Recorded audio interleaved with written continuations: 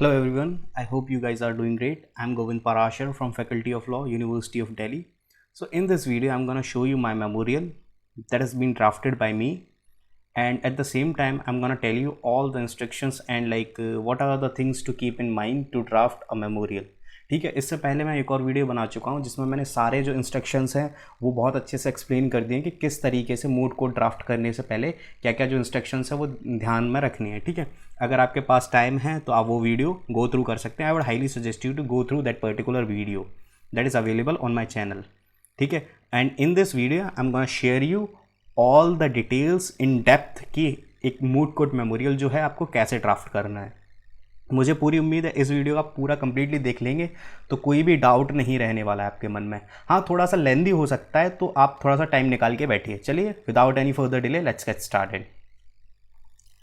ठीक है, तो सबसे पहले बात करते हैं हम जब भी हम मूड कोड मेमोरियल ड्राफ्ट करेंगे तो सबसे पहले बिल्कुल शुरुआत में जो फर्स्ट पेज रहने वाला है इसके कलर के रिगार्डिंग मैं आपको बता दूं। अगर आप पिटिशनर की साइड से हैं तो जैसे कि मैंने इंस्ट्रक्शन वाली वीडियो में बताया था, यहाँ पे भी बता रहा हूँ, अगर आप पिटिशनर की साइड से हैं तो आपका जो मूड कोड का मेमोरियल है उसके फर्स्ट पेज का कलर जो रहेगा वो रहने वाला है ब्लू। ठीक है, वहीं ऑन द अदर हैंड अगर आप रिस्पोंडेंट की साइड से हैं और रिस्पोंडेंट की साइड से अगर आप मेमोरियल ड्राफ्ट करते हैं तो आपका जो फर्स्ट पेज जो रहने वाला है या जो फ्रंट पेज रहने वाला है या कवर पेज रहने वाला है वो रेड कलर में रहने वाला है रिस्पोंडेंट की साइड से। ठीक है, तो अब हम बात कर लेते हैं क्या क्या चीज़ें जो फर्स्ट पेज है वो कंसिस्ट करता है। सबसे पहले आप पर्टिकुलर किस इंस्टीट्यूट से हैं उसका नेम आ जाता है। अगर आप किसी कंपटीशन में पार्टिसिपेट कर रहे हैं तो उस पर्टिकुलरली कंपटीशन वगैरह का नाम या जो भी इंस्टीट्यूट कंपटीशन करवा रहा है उसका नाम यहाँ पर आ जाता है। उसके बाद फिर आप जो पिटीशन फाइल कर रहे हैं वो किस कोर्ट में फाइल कर रहे हैं। यानी कि मान के चलिए मेरा जो मूड कोर्ट मेमोरियल का प्रॉब्लम था वो स्पेशल लीव पिटीशन था और स्पेशल लीव पिटीशन जो है वो सुप्रीम कोर्ट में फाइल होती है। ठीक है, इस वजह से मेरा जो पिटीशन फाइल है वो सुप्रीम कोर्ट में, इस वजह से मैंने लिखा है before the honourable supreme court of India. ये जो है ये टीम कोड है। टीम कोड अगर किसी कंपटीशन में आप पार्टिसिपेट कर रहे हैं तो आप टीम कोड डाल सकते हैं, टीम कोड मेंशन रहता है। और अगर आप मान के चलिए अगर अपने मूड कोड सब्जेक्ट में बना रहे हैं उसके लिए बना रहे हैं तो ज़रूरी नहीं है टीम कोड वगैरह। ठीक है, उसके बाद फिर और नीचे आ जाते हैं। उसके बाद क्या रहेगा, जैसे आपका मेमोरियल अगर पिटिशनर की साइड से तो पिटिशनर का नाम फर्स्ट पे आ जाएगा और नीचे आ जाएगा रिस्पोंडेंट का। वहीं अगर उल्टा है तो वाइस वर्सा हो जाएगा, अगर आप रिस्पोंडेंट की साइड से हैं तो रिस्पोंडेंट का ऊपर आ जाएगा, पिटिशनर का नीचे आ जाएगा। हाँ, बस ये चीज़ ध्यान रखने वाली है कि बस अगर रिस्पोंडेंट की साइड से तो रेड कलर में होगा कवर पेज और पिटिशनर की साइड से है तो ब्लू कलर में होगा। ठीक है, उसके नीचे अब जैसे मेरा ये एसएलपी था तो मैंने लिख दिया specially petition under article 136 of the Indian constitution. वहीं कुछ पिटीशंस होती हैं आप 32 में लेके जाते हो सुप्रीम कोर्ट में तो वो मेंशन करना है। ठीक है, वहीं 226 में अगर हाई कोर्ट में लेके जा रहे हो तो वो मेंशन करनी है। ये चीज़ें जो हैं ये काफ़ी छोटी चीज़ें हैं बट ये मेंशन करने से काफ़ी फ़र्क पड़ता है। एक मेमोरियल एक स्टैंडर्ड जो है मेमोरियल का वो मेंटेन होता है। ठीक है, उसके बाद फिर आप ये लिख दीजिए कि memorial on behalf of petitioner या फिर memorial on behalf of respondent, किसकी साइड से आप रिप्रेजेंट कर रहे हैं, किसकी साइड से आप मेमोरियल लेकर के जा रहे हैं, वो भी लिखना बहुत ज़रूरी है। ऐसा नहीं कि आपने सब कुछ लिख दिया और ये वाला पॉइंट नहीं लिखा, इसको लिखना बहुत ज़रूरी है। ठीक है, एंड फिर फर्दर ऑन फर्स्ट पेज पे यही सारी डिटेल्स रहती हैं जो मैंने आपको बता दी। हाँ, एक चीज़ और मैं आपको बताऊंगा, ये जो जैसे बॉर्डर बना रखा है मैंने इसका काफ़ी इंपॉर्टेंस होता है। ठीक है, तो बॉर्डर बनाइए, ये प्रॉपर जो फॉर्मेटिंग है उसको मैंने इंस्ट्रक्शन में बता रखा है, लेकिन मैं यहाँ पे भी साथ के साथ बताता जाऊँगा ताकि कोई गलती ना हो बनाते टाइम पे। तो फॉर्मेटिंग यही कहती है कि आपको एक प्रॉपर बॉर्डर भी देना है। ठीक है, तो बॉर्डर आप दे करके चलिए ज़रूर हर पेज पे। तो फर्स्ट पेज में तो यही सब आने वाला है। ठीक है, एक पूरा ओवर व्यू या लुक टाइप का दिखा देता हूँ फर्स्ट पेज का, इस तरीके से रहने वाला है। चलिए, अब without any further delay next page पे चलते हैं जो कि पेज नंबर 2 होने वाला है। दिस इज़ पेज नंबर 2 जहाँ पर हमारे रहने वाला है टेबल ऑफ कंटेंट्स। ठीक है, टेबल ऑफ कंटेंट्स में वो सारी चीज़ें आ जाएंगी, जैसे कोई बुक है, बुक के अंदर भी टेबल ऑफ कंटेंट्स होता है या काइंड ऑफ इंडेक्स कह लेते हैं इसको। इसमें वो सब आ जाएगी किस पेज नंबर पे क्या क्या चीज़ें हमारी जो हैं वो लिस्टेड हैं। जैसे मैंने मेरी लिस्ट ऑफ एब्रीविएशंस पेज 2 पे हैं, इंडेक्स ऑफ अथॉरिटीज़ पेज 3 पे हैं, स्टेटमेंट ऑफ ज्यूरिसडिक्शन पेज 4 पे है। तो इसी तरीके से क्या चीज़ कौन से पेज पे है वो सब कुछ आ जाएगा टेबल ऑफ कंटेंट्स में। ये हमारा सेकेंड पेज होता है मेमोरियल का। ठीक है, अब हम आ जाते हैं पेज नंबर 3 पे। तो इसमें हमारा जो कवर होता है लिस्ट ऑफ एब्रीविएशंस, जितनी भी लिस्ट ऑफ एब्रीविएशन हमने जितने भी एब्रीविएशंस जो यूज़ कर रखे हैं अपने मेमोरियल के अंदर वो सारे यहाँ पर आ जाते हैं। जैसे कि एंड और ऑल इंडिया रिपोर्टर को AIR, एनोदर के लिए ANR, जितने भी शॉर्ट फॉर्म्स मैंने यूज़ करी हैं वो सारी मैं यहाँ पर डालूंगा। ठीक है, मेरे मेमोरियल के अंदर जितनी भी शॉर्ट फॉर्म्स हैं वो यहाँ पर डालूंगा ऐसा। लेकिन हाँ, एक चीज़ का ध्यान रखना, ऐसी शॉर्ट फॉर्म्स मत डालना कि जो आपने यूज़ भी नहीं कर रखी हैं और आपने बस जल्दबाजी में कट कॉपी पेस्ट करके कहीं से लगा दी हैं, तो वो सही नहीं होगा। लाइक जो आपने जनरली यूज़ किए शॉर्ट फॉर्म्स सिर्फ वही यहाँ पर लिखें। ठीक है, वो सारी लिस्ट ऑफ एब्रीविएशंस आ जाती हैं इस पेज पर, जो कि पेज नंबर 3 है मेरा। ठीक है, अब हम बात करते हैं इसके बाद जो पेज आता है नेक्स्ट पेज, तो वो आ जाता है इंडेक्स ऑफ अथॉरिटीज़। इसको मैं आपको एक्सप्लेन कर देता हूँ कि इंडेक्स ऑफ अथॉरिटीज़ क्या होते हैं। मैं आपको हो सकता है थोड़ी सी वीडियो लंबी हो जाए, लेकिन मैं आपके सारे डाउट्स क्लियर कर दूंगा इसमें, तो पेशेंटली आप बस देखते रहिए इस वीडियो को। अब बात करते हैं index of authorities. In the index of authorities में क्या है कि आप जब कोई इशू लेकर के आएंगे या कोर्ट के सामने कोई कंटेंशन रेज़ करेंगे या कुछ भी आप अपनी बात रख रहे हैं कोर्ट के सामने, तो उसको आप किस वर्ड से या किस चीज़ों से साइट करते हैं, किस चीज़ों से सपोर्ट करते हैं, कौन से ऐसे केस लॉस हैं जिनसे आप अपनी बात को सपोर्ट कर रहे हैं, या कौन सी ऐसी जजमेंट्स हैं जिनसे आप अपनी बातों को, अपनी कंटेंशंस को सपोर्ट कर रहे हैं, वो सारी चीज़ें आ जाती हैं इंडेक्स ऑफ अथॉरिटीज़। वो एक तरीके से अथॉरिटी होती हैं हमारी कही हुई बात को सपोर्ट करने के लिए। ठीक है, तो इस तरीके की सारे जो भी केस लॉज वगैरह हैं जो हमारी बातों को, हमारे कंटेंशंस को, हमारे इश्यूज़ को सपोर्ट करते हैं, जो हम कोर्ट में कहेंगे और जो फर्दर ऑन हम मेमोरियल में लिखने वाले हैं, हम जो भी बातें उनको कौन कौन से केस लॉज सपोर्ट करते हैं, वो सारे यहाँ पर आ जाएंगे इंडेक्स ऑफ अथॉरिटीज़ में। ठीक है, इन शॉर्ट कह सकते हैं कि जो पुराने प्रेसिडेंट्स वगैरह हैं वो उन सबको हम इंडेक्स ऑफ अथॉरिटीज़ के अंदर डाल देते हैं। अब ये इंडेक्स ऑफ अथॉरिटीज़ हम डालेंगे। ठीक है, और साथ ही साथ मैंने ये भी बताया कि ये इंडेक्स ऑफ अथॉरिटी, ये जो अथॉरिटी है ये किस पेज पर शो हुई है। ये पेज नंबर 9 पे हुई है और ये पेज 10 पे हुई है, पेज 11 पे। ठीक है, इससे क्या है ना कि मान के चलिए कोई अगर देख रहा है आपके मेमोरियल को तो उसको तुरंत पता चल जाए कि हाँ इसने ये केस लॉस साइट कर रखे हैं, साथ ही साथ कहाँ कहाँ किस किस पेज पे साइट कर रखे हैं। इससे उसको ज़्यादा ढूंढना नहीं पड़ेगा, काफ़ी ईजी हो जाएगा उसके समझने के लिए। ठीक है, जैसे मैं आपको दिखा देता हूँ, मैंने हर किसी का पेज नंबर साइट कर रखा है। साथ ही साथ एक चीज़ और, साइटेशन ज़रूर देना और प्रॉपर साइटेशन देना। साइटेशंस देना बहुत ज़रूरी है, क्योंकि साइटेशन वो सोर्स हैं या साइटेशन से हम वहाँ पहुँच सकते हैं जहाँ से हमने ये कंटेंट या केस लॉ लिया है। साइटेशन बहुत ज़रूरी है। ठीक है, तो इंडेक्स ऑफ अथॉरिटीज़ के साथ साथ आपको स्टैच्यूट्स, मतलब आपने कौन कौन से स्टैच्यूट्स हैं आपके मूड कोर्ट मेमोरियल जो आपने बनाया है उसके अंदर कौन कौन से स्टैच्यूट्स हैं वो सब भी मेंशन करने हैं। जैसे मेरे में इंडियन कॉन्स्टिट्यूशन भी एप्लीकेबल हो रहा था, साथ ही साथ schedule caste, schedule tribe, prevention of atrocity पे मेरा पूरा मैटर था। ठीक है, उसके बाद फिर मैंने कंटेंट कहाँ से, मतलब मैंने कौन कौन सी वेबसाइट्स हैं उनको रेफ़र किया, वो सभी देख लीजिए यहाँ पे। ये सारी वेबसाइट, जैसे मैंने मनु पात्रा से कंटेंट लिया था, SCC ऑनलाइन से, और सुप्रीम कोर्ट ऑफ इंडिया की साइट से, और नेशनल क्राइम रिकॉर्ड ब्यूरो की साइट से। तो ये सारी साइट्स मेंशन कर दी हैं मैंने। ठीक है, इसके बाद फिर नेक्स्ट पेज पे आ जाते हैं। अब ये है स्टेटमेंट ऑफ ज्यूरिसडिक्शन।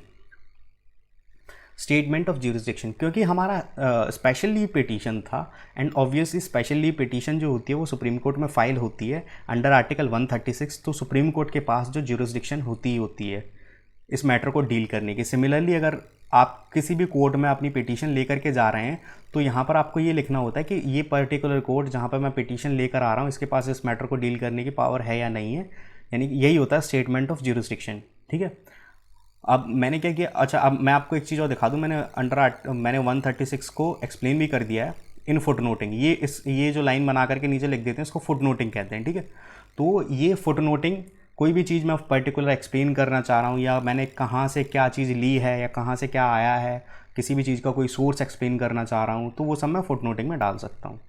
ठीक है, तो स्टेटमेंट ऑफ ज्यूरिसडिक्शन वाला जो पोर्शन है वो यहाँ तक क्लियर हो गया। अब नेक्स्ट आगे बढ़ते हैं। अब हमारे आते हैं स्टेटमेंट ऑफ फैक्ट्स।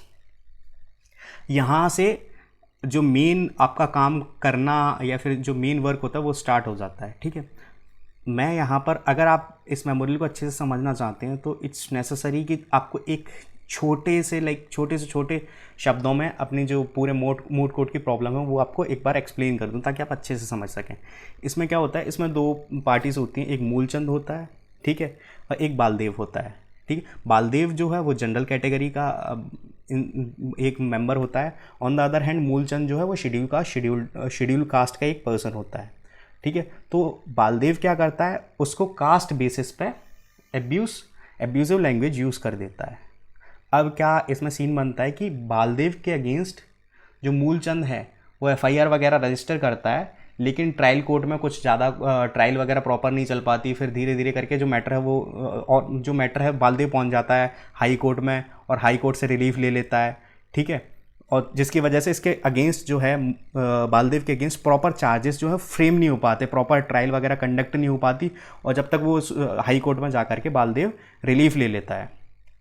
तो अब हमारा क्या मेन हमारा क्या पर्पस है, मैं जैसे पिटिशन की साइड से हूँ यानी कि मूलचंद की साइड से हूँ, तो हमारा मेन जो पर्पस रहने वाला है यहाँ पर ये रहने वाला है कि अनरिजर्व कैटेगरी का जो बंदा है जिसका नाम बालदेव है, उसने कास्ट बेसिस पे अब्यूसिव लैंग्वेज यूज़ करी है मूलचंद के अगेंस्ट। तो हमारा मेन पर्पस ये रहने वाला है कि हम जो भी schedule caste schedule tribe prevention of atrocity act के अगेंस्ट वो बालदेव गिल्टी है, तो वो जो भी चार्जेस हैं वो उसके अगेंस्ट लगवाएं, यानी कि चार्जेस की मेंटेनेबिलिटी रखें। और साथ ही साथ हमारा दूसरा कंटेंशन यहाँ पे ये रहने वाला है कि ये जो schedule caste schedule tribe prevention of atrocity act जो है इसको इस तरीके से देखा जाना चाहिए, इसको एक ब्रॉड इंटरप्रिटेशन देनी चाहिए, ना कि एक स्ट्रिक्ट इंटरप्रिटेशन। क्योंकि अगर ब्रॉड इंटरप्रिटेशन देंगे तभी ये हर तरीके से एक प्रॉपर प्रोटेक्शन दिला पाएगा schedule caste schedule tribe prevention of atrocity act जो है वो तभी प्रॉपर एक वो प्रोटेक्शन दिला पाएगा प्रॉपर मैनर में जो SC/ST के लोग हैं उनको। तो ये एक ओवरव्यू हो गया, इसको ज़्यादा एक्सप्लेन नहीं कर रहा मैं, कॉज थोड़ा सा हो सकता है आपके लिए काफ़ी ज़्यादा टफ हो रहा हो मतलब समझ पाना, क्योंकि आई गेस काफ़ी लोग ऐसे होंगे जो फर्स्ट टाइम मेमोरियल ड्राफ्ट कर रहे हैं, ठीक है। तो अब बात कर लेते हैं स्टेटमेंट ऑफ फैक्ट्स की। यही सारा कुछ मैंने स्टेटमेंट ऑफ फैक्ट्स में मेंशन कर रखा है। स्टेटमेंट ऑफ फैक्ट्स में आपको एक चीज़ ध्यान रखनी है कि एज शॉर्ट एज पॉसिबल आपको सारे फैक्ट्स लिखने हैं, सारे नहीं मतलब एज शॉर्ट एज पॉसिबल जो इंपॉर्टेंट लीगल पॉइंट्स हैं, जो इंपॉर्टेंट लीगल फैक्ट्स हैं सिर्फ वही लिखने हैं। ऐसा नहीं आप पूरे की पूरी प्रॉब्लम एज इट इज़ उतार दो, कोशिश करना कि आपको जो भी लीगल प्रॉब्लम मिली है उसके सारे लीगली इंपॉर्टेंट पॉइंट्स जो केस के लिए रिलेवेंट हैं उसको सिर्फ एक पेज में ख़त्म कर दें, ठीक है। फिर आते हैं नेक्स्ट, अब आता है स्टेटमेंट ऑफ इशू। अब अगर मैं आपको वो स्टोरी नहीं बताता तो आप स्टेटमेंट ऑफ इशू नहीं समझ पाते। तो स्टेटमेंट ऑफ इश्यूज़ वो चीज़ें हैं कि जहाँ मतलब हम कुछ पर्टिकुलरली रिलीफ चाह रहे हैं, तो अगर हमें कोई पर्टिकुलर रिलीफ चाहिए या मान के चलिए पूरा कोई प्रॉब्लम है, केस की प्रॉब्लम है, तो हम क्या रिलीफ क्या कंटेंशंस दे करके हम अपने लिए रिलीफ गेन कर सकते हैं, वही आ जाता है स्टेटमेंट ऑफ इश्यूज़ में। जैसे मान के चलिए कि एक शेड्यूल कास्ट पर्सन है, उसके अगेंस्ट उसके अगेंस्ट एब्यूसिव लैंग्वेज का यूज़ हुआ है, तो वो क्या चाहेगा, वो चाहेगा कि जो चार्जेस हैं अंडर SC/ST एक्ट, जो चार्जेस हैं वो सामने वाली पार्टी के एक्यूज्ड के अगेंस्ट मेंटेनेबल रहें। तो फर्स्ट तो यही इशू बन जाएगा कि ये चार्जेस जो हैं वो मेंटेनेबल रहने चाहिए, और इसी पर आगे चल के फर्दर हम आर्ग्यूमेंट्स करने वाले हैं, ठीक है। तो ये तो हमने फर्स्ट इशू बना लिया, और साथ ही साथ दूसरा इशू हमने जो बनाया कि काफ़ी बार ऐसा होता है कि किसी बंद कमरे में किसी शेड्यूल्ड ट्राइब वाले पर्सन को या शेड्यूल्ड कास्ट वाले पर्सन को उसके अगेंस्ट एब्यूसिव लैंग्वेज यूज़ होती है, या और भी अलग अलग जगहों पर यूज़ होती है, जो कि बात कहीं ना कहीं दब जाती है, बाहर नहीं निकल पाती है, ठीक है। तो जो प्रोविज़न है शेड्यूल का शेड्यूल ट्राइब जो एक्ट है प्रिवेंशन ऑफ एट्रोसिटी एक्ट, उसके जो प्रोविजंस हैं उनको एक ब्रॉड मैनर में देखा जाना चाहिए, ताकि एक ब्रॉड प्रोटेक्शन ऑफर कर सके शेड्यूल का शेड्यूल ट्राइब को, ना कि एक लिमिटेड एम्बिट के अंदर ख़त्म हो जाए जो प्रोटेक्शन है, ठीक है। तो हमारी ये दो मेन कंटेंशन थे जो हम कोर्ट से, इन्हीं के बेसिस पे हम कोर्ट से रिलीफ क्लेम कर रहे थे, ठीक है। इस वजह से ये दो पॉइंट्स आ जाते हैं स्टेटमेंट ऑफ इश्यूज़ में। आपको एक दो बार अपनी प्रॉब्लम को अच्छे से समझना होगा, फिर आप समझ जाएंगे कि क्या स्टेटमेंट ऑफ इश्यूज़ में आता है। ऐसे पॉइंट्स या ऐसे क्लेम्स जो हम कोर्ट के सामने रेज कर सकें और जिनके बेसिस पे हम रिलीफ ग्रांट कर सकें, वो आ जाते हैं स्टेटमेंट ऑफ इश्यूज़ में, ठीक है। तो यहाँ पर दो पॉइंट हो रहे हैं, मैंने अपनी प्रॉब्लम इसी वजह से समझाई केस की आपको, ताकि आप ये समझ सकें कि मैंने स्टेटमेंट ऑफ इश्यूज़ कैसे फ्रेम करेंगे। अब स्टेटमेंट ऑफ इश्यूज़ फ्रेम होने के बाद फिर हम आ जाते हैं नेक्स्ट पेज पे। अब नेक्स्ट जो हमारा पॉइंट रहने वाला है वो है summary of arguments. Summary of arguments में वही चीज़ मेंशन होने वाली है जैसे हमने दो इशू फ्रेम करे थे, ठीक है। अब हम दोनों इश्यूज़ को लिखेंगे और साथ ही साथ हम अपने आर्ग्यूमेंट्स से सपोर्ट करेंगे इन इश्यूज़ को। जैसे यहाँ पर मैंने बताया कि maintainability of charges under section 31R and 31S of schedule का schedule tribe prevention of atrocity act against respondent. अब ये क्यों रहने चाहिए रिस्पोंडेंट के अगेंस्ट, ये मैंने यहाँ पर सब कुछ लिखा हुआ है। लेकिन मैंने ये जो अपने आर्ग्यूमेंट्स है वो समराइज्ड मैनर में प्रेजेंट करे हैं, सब कुछ नहीं, सिर्फ शॉर्ट पॉइंट्स में, जो कि मैं अपने आर्ग्यूमेंट एडवांस्ड में प्रेजेंट करने वाला हूँ, उसकी एक समरी मैंने यहाँ पे लिख दी है। वो सब कुछ यहाँ पे लिखना है कि आप क्या इस पर्टिकुलर इशू के रिगार्डिंग, इस पर्टिकुलर इशू को सपोर्ट करने के लिए आपकी क्या रीजनिंग है, क्या आर्ग्यूमेंट्स हैं, वो समराइज्ड मैनर में यहाँ पे लिखने हैं। ठीक है, तो यहाँ पर समरी ऑफ आर्ग्यूमेंट्स खत्म हो जाएंगे। जैसे इशू नंबर 1 का मैंने बता दिया, एक पेज में सम अप कर दिया है, और on the other hand summary of arguments issue number 2 के भी मैंने 1 से 1.5 पन्ने में ख़त्म कर दिए। ठीक है, मेरा जो इशू नंबर 2 था मैंने आपको बताया था कि ब्रॉड इंटरप्रिटेशन होनी चाहिए schedule tribe atrocity act, prevention of atrocity act की, तो इसके बारे में भी मैंने बता दिया, यहाँ पे एक्सप्लेन कर दिया है कि इस जो पर्टिकुलर इशू है इसको सपोर्ट करने के लिए भी मैंने एक्सप्लेन कर दिया कि क्यों, किस किस पॉइंट से मैं सपोर्ट कर रहा हूँ। हाँ, एक चीज़ का ध्यान रखना है, समराइज मैनर में अपने स्टेटमेंट्स आर्ग्यूमेंट्स यहाँ पर रेज करने हैं, क्योंकि ये समरी ऑफ आर्ग्यूमेंट्स है, ना कि आर्ग्यूमेंट एडवांस्ड। ठीक है, अब ये स्टेज जैसे ख़त्म हो जाएगी, फिर आएंगे आर्ग्यूमेंट एडवांस्ड।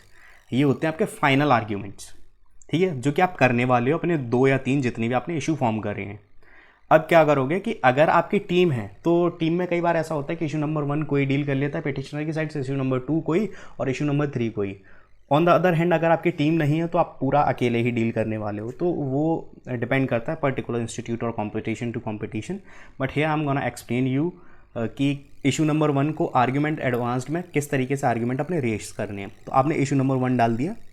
अब इशू नंबर 1 हमारा ये था कि हम चाहते थे कि जो हम सामने वाला बंदा है, यानी कि जो एक्यूज्ड है बालदेव करके, जो जनरल कैटेगरी का पर्सन है, उसके अगेंस्ट जो चार्जेस हैं वो मेंटेनेबल रहें। ठीक है, तो उसके अगेंस्ट हम जो चार्जेस हैं वो मेंटेनेबल रखना चाह रहे थे। तो उसी को लेकर के हमारे जो आर्ग्यूमेंट्स रहेंगे वो सब यहाँ पे हम डालेंगे। साथ ही हम ये भी डालेंगे कि कौन कौन से केस लॉस ऐसे हैं जो हमारी बातों को सपोर्ट करते हैं, हमारे स्टेटमेंट्स को सपोर्ट करते हैं। जैसे कि मैं आपको दिखाता हूँ, जैसे हितेश वर्मा वो स्टेट ऑफ उत्तराखंड है। ठीक है, और भी कोर्ट के अलग अलग जजमेंट्स हैं जहाँ पर कोर्ट के क्या क्या व्यूज़ रहे हैं। हमारे आर्ग्यूमेंट्स को हमने यहाँ पर केस लॉस के थ्रू सपोर्ट किया है। ठीक है, सुप्रीम कोर्ट ने क्या कहा है किस किस केस लॉ में, जैसे Tilak Raj versus state of Punjab है, इसमें क्या व्यूज़ रहे हैं कोर्ट के, और किस तरीके से ये हमारा पर्टिकुलरली हमारे जो आर्ग्यूमेंट्स उनको सपोर्ट करता है, वो सब कुछ यहाँ पे डालना है। और एडवांस्ड मैनर में डालना है, जो भी आपके पॉइंट्स हैं मन में, जो भी कुछ है, आप जो भी पॉइंट्स से अपने इशू को सपोर्ट कर सकें, वो पूरा यहाँ पर आपको लिखना है। ठीक है, उसके बाद फिर मैंने और मेंशन करा है नेक्स्ट जो केस लॉ है, स्वर्ण सिंह वर्सेस स्टेट, ये जो केस लॉ मेंशन कर रखा है। ठीक है, उसके बाद फिर प्रदीप कुमार और स्टेट ऑफ हरियाणा, ये जितने भी केस लॉस वगैरह हैं, ये सारे मेरे जो पर्टिकुलर इशू नंबर 1 है उसके अगेंस्ट जो मैंने आर्ग्यूमेंट्स रेज़ करे उन सबको सपोर्ट करते हैं, मेरी कही हुई बातों को सपोर्ट करते हैं। ठीक है, तो इस वजह से मैंने ये सारे, आपको भी यही करना है कि आपको case laws as much as possible, जितने केस लॉस आप सपोर्ट करेंगे अपनी बातों को रखने के लिए, उतनी ज़्यादा वो इफेक्टिव होंगी। अगर आप किसी मूड कोर्ट कंपटीशन में पार्टिसिपेट कर रहे हैं तो उतना ही उनका इफेक्ट ज़्यादा हो जाएगा जितनी आप केस लॉस के बेसिस पे आप अपनी बातों को सपोर्ट करते हैं। ठीक है, तो इशू नंबर 1 क्लियर हो गया। उसी तरीके से फिर इशू 2 पे भी हम सिमिलर मैनर में ही अपने आर्ग्यूमेंट रेज करेंगे, जो कि था इशू नंबर 2 यहाँ पे मेरा था कि हमारा जो SC/ST prevention of atrocity act है उसको ब्रॉड मैनर में देखा जाना चाहिए। अब क्यों देखा जाना चाहिए वो मैंने बताया कि भाई NCRB के अकॉर्डिंग इतनी क्राइम रेट बढ़ रही है, और उसके अलावा कितनों को सज़ा हो पाती है, कितनों को नहीं हो रही है। ठीक है, कैसे बच कर के जो एक्यूज़ हैं वो किस तरीके से फ़ायदा उठा लेते हैं स्ट्रिक्ट इंटरप्रिटेशन का, वो सब कुछ मैंने मेंशन किया है। ठीक है, जिससे कि कोर्ट जो है हमारा फेवरेबल डिसीजन दे सके, इस तरीके के हमको आर्ग्यूमेंट रेज करने हैं। ठीक है, एक चीज़ और आपको मुझे दिखानी थी, मैंने आपको अभी फुट नोटिंग नहीं दिखा पाई है, तो फुट नोटिंग में बता देता हूँ कि किस तरीके से देनी है। एक बार मैंने बता तो दिया शुरुआत में, लेकिन वो इतने क्लैरिटी से नहीं दिखाई दी। ठीक है, अब फुट नोटिंग 2 तरीके से कर सकते हो, जिसको साइटिंग भी कह सकते हैं। तो एक तो इस तरीके से साइट कर सकते हो, जैसे ये पर्टिकुलर मैं क्लिक करने वाला हूँ तो ये मुझे रीडायरेक्ट कर देगी पर्टिकुलर जहाँ से मैंने सोर्स उठाया है, ये स्टेटमेंट उठाया है, ये देखिए। तो एक तो इस तरीके से आप साइटेशन दे सकते हैं, जिससे पर्टिकुलरली आप पता चल जाएगा किस साइट से आप कंटेंट लेकर के आए हैं। ठीक है, और एक और फुट नोटिंग मैं आपको दिखाता हूँ। ये देखिए, ये मैंने किया फुट नोटिंग। इस तरीके से भी आप फुट नोटिंग दे सकते हैं। जैसे ये जो फुट नोटिंग मैंने पर्टिकुलरली इस जजमेंट में से, इस पैरा में से उठाया था, और ये रहा उसका लिंक पर्टिकुलर जगह का, और साथ ही साथ मैंने लिख दिया कि लास्ट सीन 6/1/2022। तो सिमिलर जब भी आप फुट नोटिंग दें, आपको फुट नोटिंग में ये चीज़ ध्यान रखनी है कि आपने कहाँ से कोई पर्टिकुलर कंटेंट या कहाँ से कोई जजमेंट उठाई है, साथ ही साथ उसका लिंक, और उसके बाद आपने लास्ट सीन कब किया था, मतलब लास्ट टाइम आपने कब वो पर्टिकुलर वेबसाइट देखी थी। इससे क्या होगा ना कि जो भी आपका जो एग्जामिन करेगा आपका मेमोरियल, और वो पर्टिकुलर देखना चाहेगा कि ये लाइंस या ये स्टेटमेंट कहाँ पर है, तो वो ईजिली जा सकता है। और अगर मान के चलिए वो विजिट भी करता है, उसको नहीं भी अवेलेबल मिलता है, तो एटलीस्ट उसको ये पता रहेगा कि आपने लास्ट सीन इस डेट को किया था, तो वो कंसीडर करेगा आपके पॉइंट को। तो फुट नोटिंग का प्रॉपर वे ये इस तरीके का होता है। बट काफ़ी टीचर प्रेफर करते हैं कि आप जो है साइटेशन जो ऑटोमेटिक ब्लू कलर का मैंने दिखाया था उस तरीके की साइटेशन दें, और अगर उस तरीके की नहीं दे रहे हैं, फुट नोटिंग देना चाह रहे हैं, देन इट वुड ऑल्सो भी फाइन, तो इस तरीके से दे सकते हैं। ठीक है, तो इशू भी मैंने एक्सप्लेन कर दिया कि इशू 2 किस तरीके से सपोर्ट करना है आपको, और मतलब जितने भी आपके इशू होंगे उनको किस तरीके से सपोर्ट करना है। मैंने बताया कि ज़्यादा से ज़्यादा केस लॉस वगैरह हैं वो साइट करिए अपनी, कुछ भी बात रखने के लिए, कोई भी पॉइंट आपने रखा है, जैसे एनसीआरबी की मैंने यहाँ पर रिपोर्ट की बात करी है। ठीक है, इसके साथ ही साथ मैंने पूरे फैक्ट्स एंड फिगर भी मेंशन करे हैं। लेकिन हाँ, एक चीज़ का ध्यान रखना है, आप जो भी कुछ मेंशन कर रहे हो, जो भी स्टेटमेंट दे रहे हो, उसका पूरा आपके पास डिटेल होनी चाहिए। जैसे table 7A.1 of the report में ये मेंशनड है। ठीक है, इन केस ये भी हो सकता है कि आपसे कहा जाए कि ये प्रेजेंट करिए मुझे टेबल 7A.1। ठीक है, तो आपके पास अवेलेबल होनी चाहिए। कोई भी फैक्ट ऐसा दे रहे हैं, कोई भी फिगर दे रहे हैं, तो ऐसा मत कीजिए कि मतलब कोई भी लाइक अपने मन से कोई फैक्ट फिगर रख दिया।